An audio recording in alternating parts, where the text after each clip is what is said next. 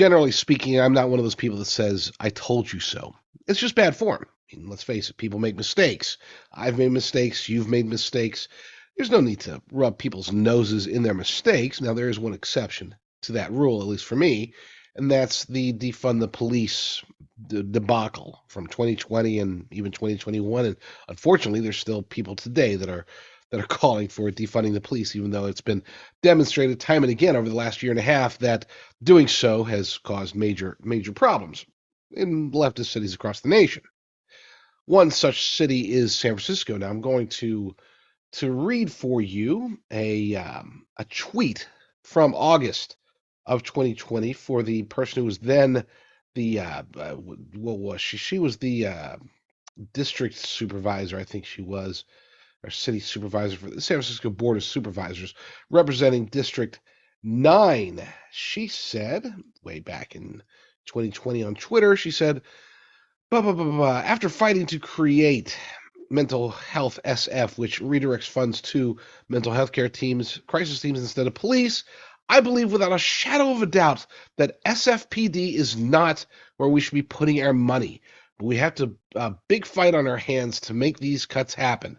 The mayor has submitted her proposed budget to the board already, and unfortunately, this level of cuts has not been included in my role on the Budget and Appropriations Committee.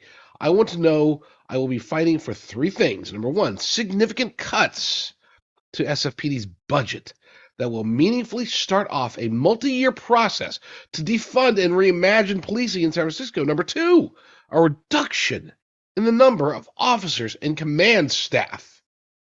Number three, and then we get into funding mental health stuff, and you've heard it before. But let's put counselors on the streets, unarmed counselors, and they'll handle all the crime or whatever it is that they do.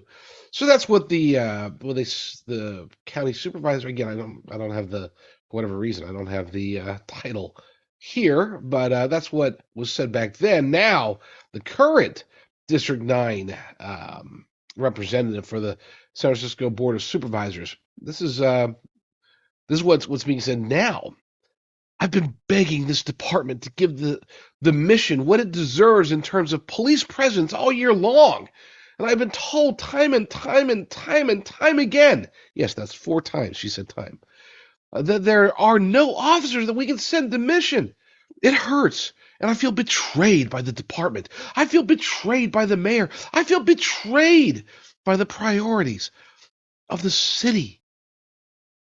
Now, of course, the punchline here is that this is the same person. Hillary Ronen, of course, a Democrat, during the Budget and Appropriations Committee meeting on Wednesday of last week, she gave that impassioned plea. I feel betrayed. Time and again, I've been asking. No, she didn't. She wasn't asking for that. Just 2.5 years ago, she was demanding that the very woke policies of Mayor London Breed, that those policies, that the funding of police, that it was still too much, even after they made the cuts. She wanted it chopped. She wanted police officers taken off the streets. And now she has the gall to come out here and say, I've been begging you, please give us more officers. I don't understand what happened. How is there so much crime? Why did we defund the police? Because I begged for it, demanded it just 2.5 years ago. This is the type of hypocrisy that we're dealing with in the United States. It's kind of idiocy that we're dealing with from the radical left. They make a decision. They want to go for whatever the coolest, hippest, wokest thing that they can find. Go after that. But then play the victim card.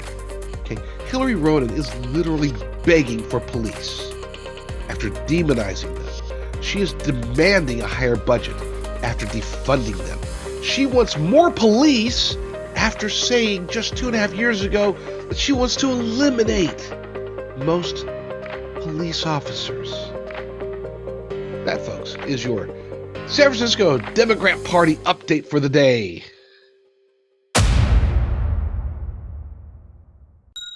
It's unfortunate that in America in 2023, we have a hard time finding doctors and pharmacists and pharmaceutical companies that we can trust.